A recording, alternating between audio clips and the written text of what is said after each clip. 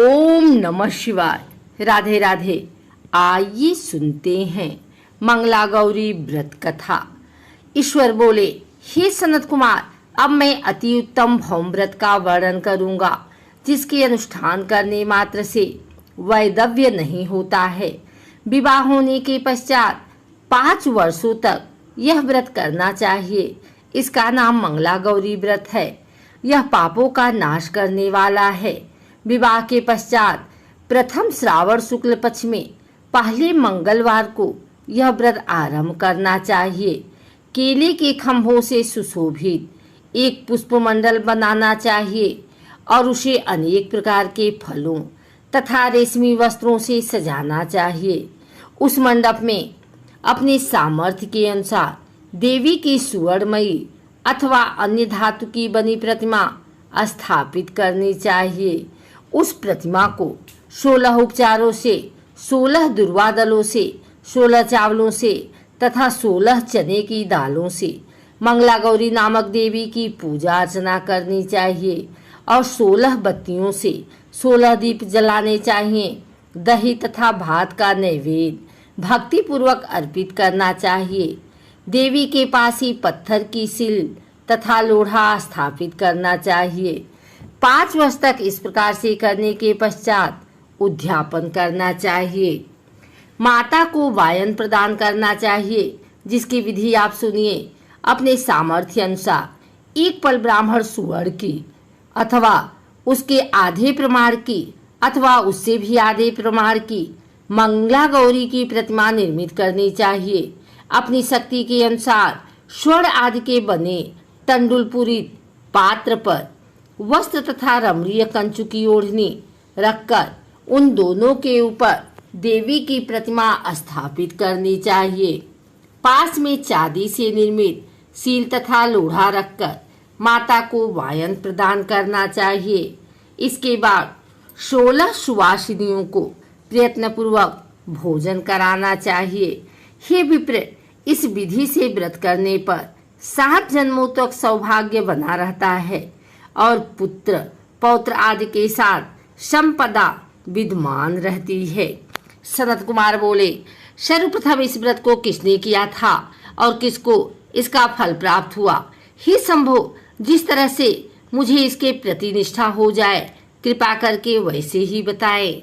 ईश्वर बोले, हे सनत कुमार, पूर्व काल में कुरु देश में श्रुत कीर्ति नामक एक विद्यमान कीर्तिशाली शत्रुओं का नाश करने वाला 64 कलाओं का ज्ञाता तथा धनुर्विद्या में कुशल राजा हुआ था। पुत्र के अतिरिक्त अन्य सभी चीजें उस राजा के पास थी। अतः वह राजा संतान के विषय में अत्यंत चिंतित हुआ और जब ध्यान पूर्वक देवी की आराधना करने लगा, तब उसकी कठोर तपस्या से देवी प्रसन्न हो गई और उससे यह वचन बोली, हे सुव्रत, वर मांगो। श्रुत कीर्ति बोला, हे देवी, यदि आप मुझ पर प्रसन्न हैं तो मुझे सुंदर पुत्र दीजिए। हे देवी, आपकी कृपा से अन्य किसी भी वस्तु का अभाव नहीं है। उसका यह वचन सुनकर पवित्र मुस्कान वाली देवी ने कहा, हे राजन, तुमने अत्यंत दुर्लभ वर मांगा है, फिर भी कृपावश मैं तुम्हें अवश्य दूंगी। किंतु हे राजेंद्र, सुनिए, यदि परम गुणी पुत्र चाहते हैं तो वह केवल 16 वर्ष तक जीवित रहेगा और यदि रूप तथा विद्या से विहीन पुत्र चाहते हैं तो दीर्घजीवी होगा। देवी का यह वचन सुनकर राजा चिंतित हो उठा और पुनः अपनी पत्नी से परामर्श करके उसने गुणवान तथा सभी शुभ लक्षणों से संपन्न 16 वर्ष की आयु वाला पुत्र मांगा। तब देवी ने भक्ति संपन्न राजा से कहा, हे नृपनंदन, मेरे मंदिर के द्वार पर आम का वृक्ष है, उसका एक फल लाकर मेरी आज्ञा से अपनी भार्या को उसे भक्षण करने हेतु प्रदान करो, जिससे वह शीघ्र ही गर्भ धारण करेगी। इसमें संदेह नहीं है। प्रसन्न होकर राजा ने वैसा ही किया और उसकी पत्नी ने गर्भ धारण कर लिया।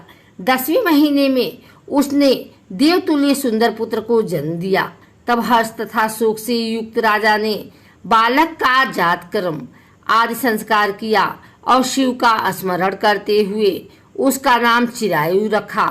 इसके बाद पुत्र के 16 वर्ष के होने पर पत्नी सहित राजा चिंता में पड़ गए और वे विचार करने लगे कि यह पुत्र बड़े कष्ट से प्राप्त हुआ है और मैं इसकी दुखद मृत्यु अपने ही सामने कैसे देख सकूंगा। विचार करके राजा ने पुत्र को उसके मामा के साथ काशी भेज दिया। प्रस्थान के समय राजा की पत्नी ने अपने भाई से कहा कि कार्पटिक का वेश धारण करके आप मेरे पुत्र को काशी ले जाइए।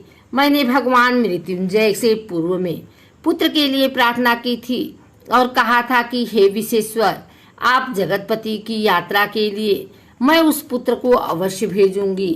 अतः आप मेरे पुत्र को आज ही ले जाइए और सावधानी पूर्वक इसकी रक्षा कीजिएगा।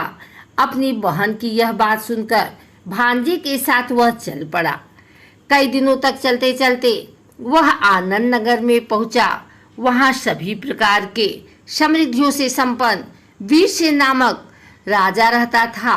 उस राजा की एक सर्वलक्षण संपन्न युवावस्था प्राप्त मनोहर तथा रूप लावण्यमयी मंगल गौरी नामक कन्या थी। सभी उपमानों को तुच्छ करके सौंदर्य अभिवृद्धि को प्राप्त कर वह कन्या किसी समय सखियों के साथ नगर के उपवन में क्रीड़ा करने के लिए गई हुई थी। उसी समय वह चिरायु तथा उसका मामा वे दोनों भी वहां पहुंच गए और उन कन्याओं को देखने की लालसा से वहीं विश्राम करने लगे। इसी बीच विनोद पूर्वक क्रीड़ा करती हुई उन कन्याओं में से किसी एक ने कुपित होकर राजकुमारी को रांडा कहा। यह कुवचन कह दिया। तब उस अशुभ वचन को सुनकर राजकुमारी ने कहा, तुम अनुचित बात क्यों बोल रही हो? मेरे कुल में तो इस प्रकार की कोई नहीं है। मंगला गौरी की कृपा से तथा उनके व्रत के प्रभाव से विवाह के समय जिसके सर पर मेरे हाथ से अक्षत पड़ेंगे, हे सखी, वह यदि अल्पायु वाला होगा तो भी चिरंजीवी हो जाएगा। इसके बाद वह सभी कन्याएं अपने अपने घर चली गई। उसी दिन राजकुमारी का विवाह था। वह ब्राह्मण देश के दृढ़धर्मा नामक राजा के सुकेतु नाम वाले पुत्र के साथ उसका विवाह निश्चित किया गया था। वह सुकेतु विद्याहीन, कुरूप तथा बहरा था।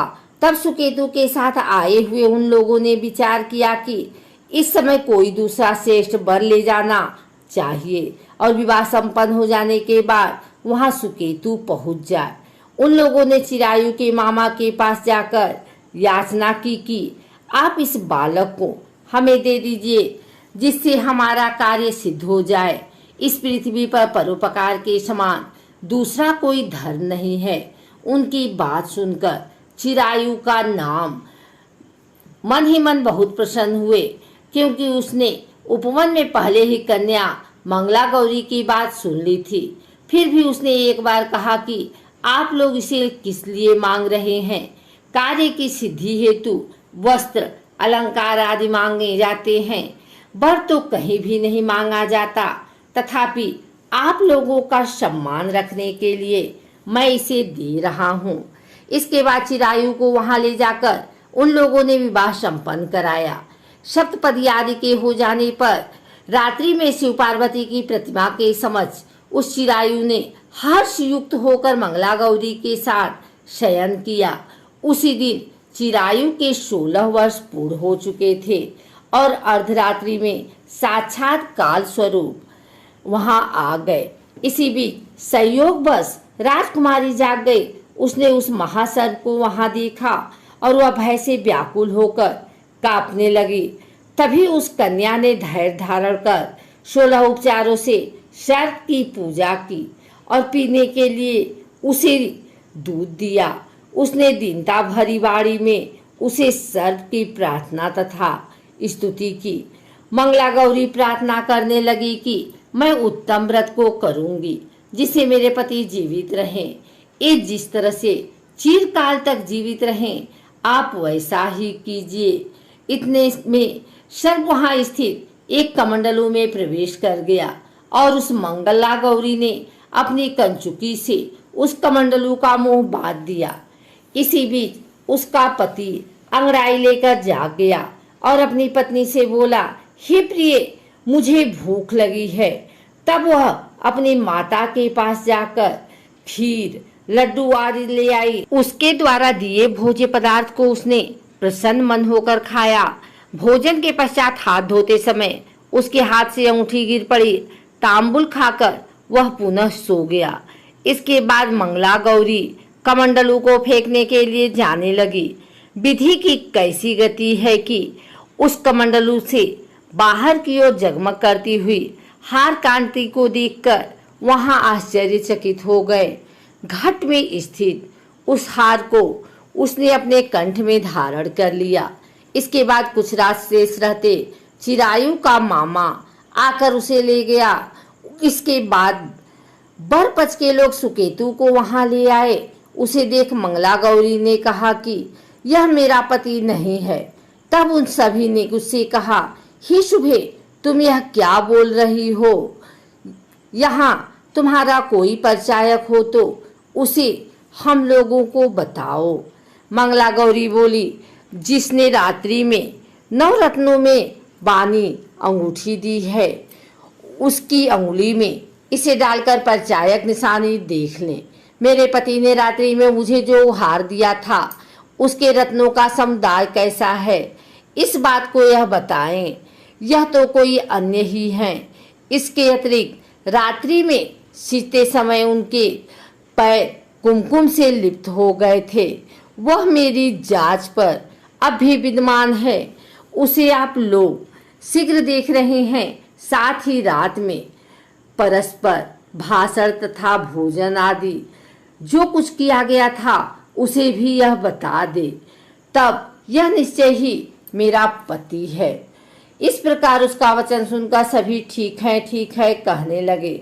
जब एक भी बात ना मिली तब सुकेतु को उसका पति होने से निषिद्ध कर दिया और वर पक्ष वाले जिस तरह से आए थे उसी तरह से चले गए। उसके बाद अपने वंश को बढ़ाने वाले महान यश से संपन्न तथा परम मनस्वी मंगला गौरी के पिता ने अन्यपान आदि का शस्त्र चलाया। उन्होंने बट वृक्ष का तुरंत वृतांत कानो कान सुना लिया और संकल्प स्वरूप कुरूप होने के कारण लोगों के द्वारा किसी अन्य को वर के रूप में आदर पूर्वक लगा लाया गया तथा उन्होंने अपनी कन्या को पर्दे के भीतर बिठा दिया। उसके बाद 1 वर्ष बीतने पर यात्रा करने चिरायु अपने मामा के साथ यहाँ देखने आया कि विवाह के बाद वहाँ क्या हुआ। तब उसे गवाच के भीतर से देखकर यह मंगला गौरी अत्यंत प्रसन्न हुई और माता पिता से बोली कि मेरे पति आ गए हैं। राजा ने अपने गुरुजनों को बुलाकर पूर्व में कहे गए सभी परिचायकों को निशानी को देखकर मंद मुस्कान वाली अपनी कन्या चिरायु को सौंप दी। राजा ने शिष्ट जनों को साथ लेकर विवाह का उत्सव मनाया। इसके बाद राजा वीरसेन ने वस्त्र आभूषण आदि सेना, घोड़े, रथ और अन्य भी बहुत सी सामग्रियां देकर उन्हें विदा किया। उसके बाद कुल को आनंदित करने वाला वह चिरायु पत्नी तथा मामा के साथ लेकर सेना के साथ अपने नगर पहुंचा। लोगों के मुख से उसे आया हुआ सुनकर उसके माता पिता को विश्वास नहीं हुआ। उन्होंने सोचा कि प्रारब्ध अन्यथा कैसा हो सकता है। इतने में वह अपने माता पिता के पास आ गया और स्नेह से परिपूर्ण हो चिरायु भक्तिपूर्वक उनके चरणों में गिर पड़ा। तब अपने पुत्र का मस्तक सूंघकर उन दोनों ने परम आनंद प्राप्त किया। पुत्र वधू मंगला गौरी ने भी सास ससुर को प्रणाम किया। तब सास उसे अपनी गोद में बिठाकर वृतांत शीघ्रतापूर्वक पूछने लगी। हे महामुने, तब पुत्र वधू ने भी मंगला गौरी के उत्तम व्रत महात्म्य तथा जो कुछ घटित हुआ था वह सब वृतांत बताया।